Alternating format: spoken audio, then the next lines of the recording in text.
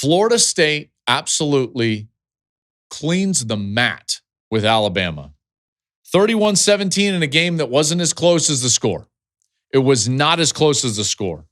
Probably the most shocking result that we saw, and it, in particular for the way that it played out. Like I said, not very close. This was not a game that all of a sudden Alabama outgained Florida State but turned it over 5 times. No. That wasn't the case. Florida State beat the doors off of Alabama, and Alabama was lucky to be in the game. In fact, the muff punt from Florida State in that game is really the only thing that gave Alabama life. After the first series, which Alabama had to work really hard to score, long, lengthy drive, after that, they didn't do anything. And it was all Florida State.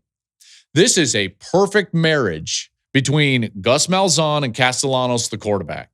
Perfect marriage. His short area quickness, Castellanos, was elite. It reminded me of Kyler Murray. Now, he's not Kyler Murray yet. He doesn't throw it like Kyler Murray did at Oklahoma.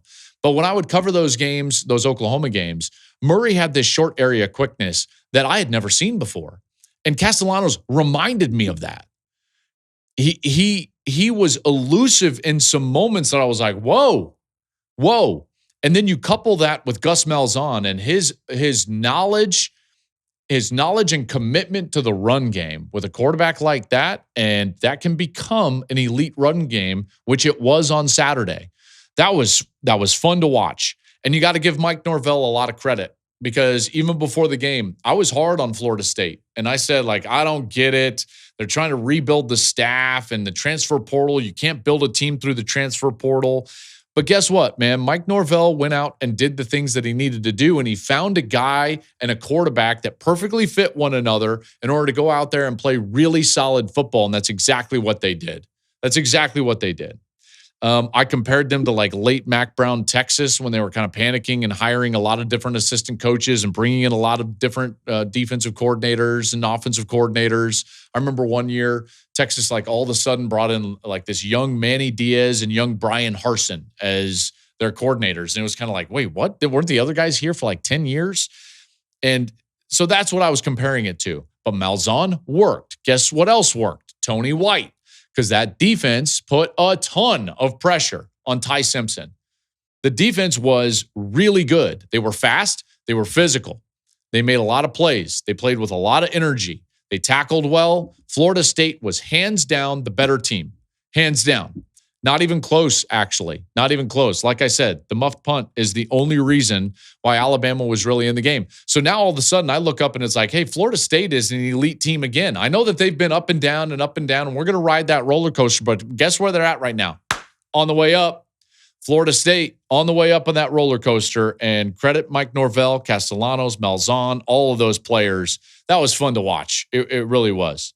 So it's now time for our weekend check-in presented by Graduate by Hilton. Hotels made for fans in all your favorite college towns. And guess what we're going to check in on? That's right, Alabama. Let's check in on Alabama. If I'm Alabama, I am panicked. Panicked. I'm not worried about Texas. I'm not worried about Clemson. I'm not worried about Notre Dame. All 3 of those teams lost. I am dumbfounded and panicked about Alabama, mainly for 3 reasons. 3 reasons. Florida State was the more physical team than Alabama, and not all that close. They were more physical. Florida State was the faster team than Alabama. Not all that close. And the last one is why I'm most panicked for Alabama. Florida State beat them badly in the effort game. Where was the effort? Where was the pride?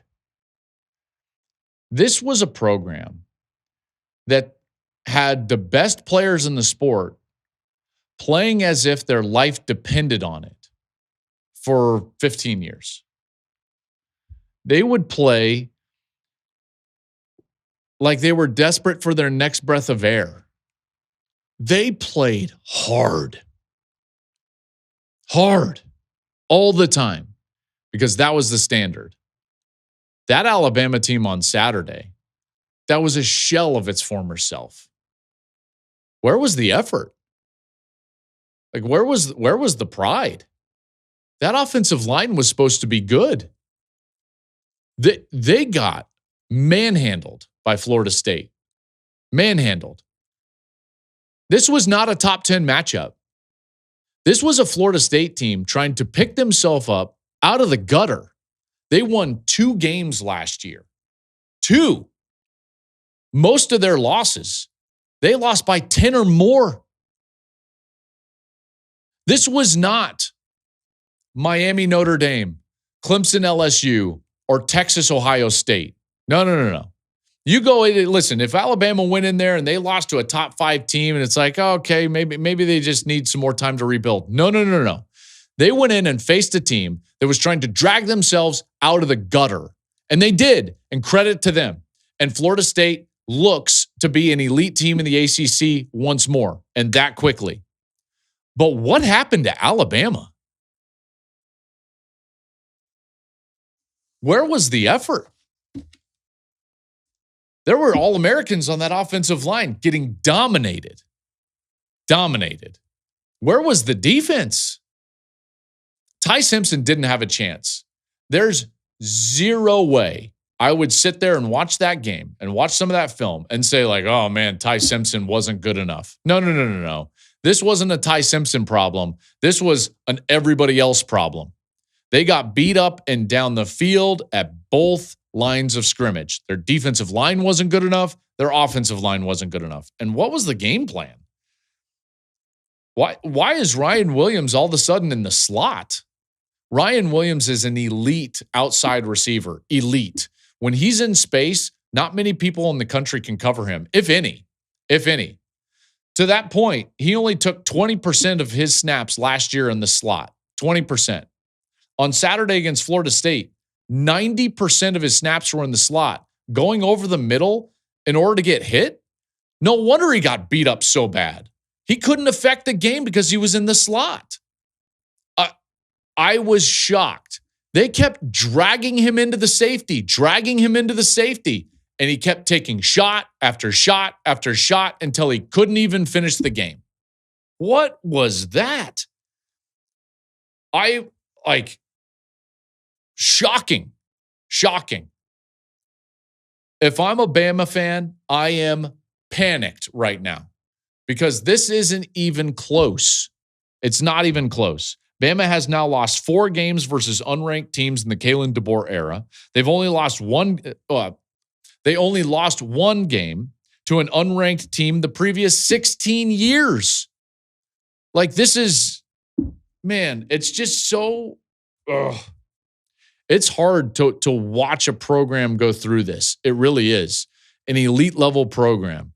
We watched USC go through this, and programs have gone through this. And Alabama went through this at one point. Texas went through this at one point. Penn State went through this at one point. Michigan went through this at one point. Georgia went through this at one point. The really only elite blue blood program that has never had to go through this in any extended period is Ohio State. Now, we'll see what happens with Alabama the rest of the year, but look at the schedule.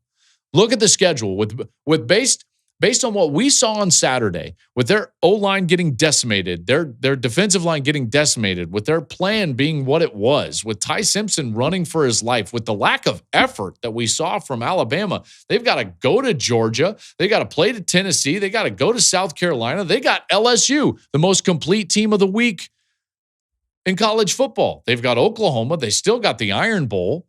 This could very easily be a 4-loss team. Very, very easily a 4-loss team, maybe 5. And I'm just putting out the alarm bells right now.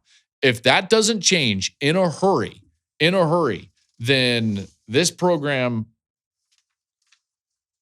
they are going to be in a dip, man, in a severe dip. Thank you for watching the Joel Klatt Show YouTube channel. And if you liked this clip, make sure to like it and subscribe to the channel, and you can stay up to date on all of my college football coverage.